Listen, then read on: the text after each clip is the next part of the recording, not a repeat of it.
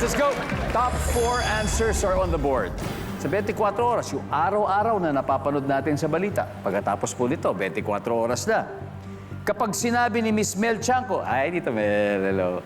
Pag sinabi ni Miss Mel Chanco ang linyang, pasintabi po sa mga kumakain. Tungkol saan kaya ang iba? Naya. Murder. Murder! Remain, nandiyan ba yan? Top answer. Naya, pass or play? Play the final round, Jessica.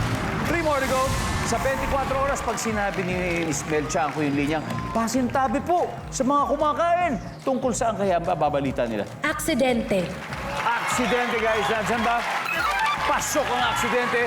Marian, tungkol saan kaya? Disaster? Disaster. Nandiyan ba ang disaster?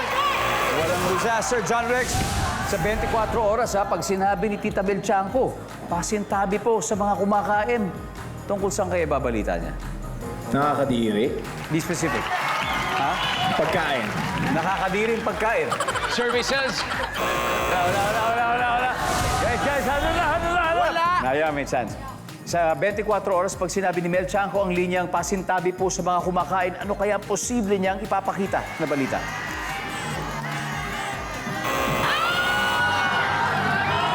This is it, guys. Ano kaya? Malubhang sakit. Malubhang sakit, Anthony.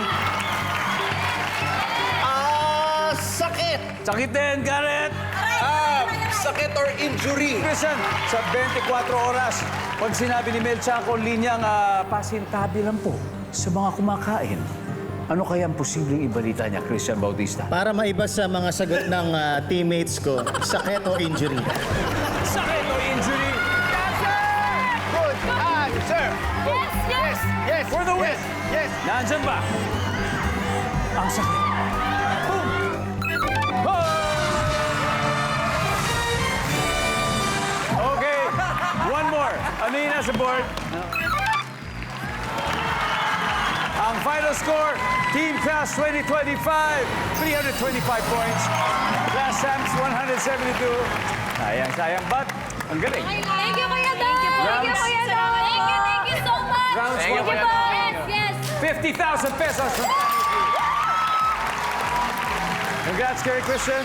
Thank you! Okay, sino-sino maglalaro sa ating Fast Money? Ito ating mga gagwapong Jarrett and Anthony. Let's go, guys!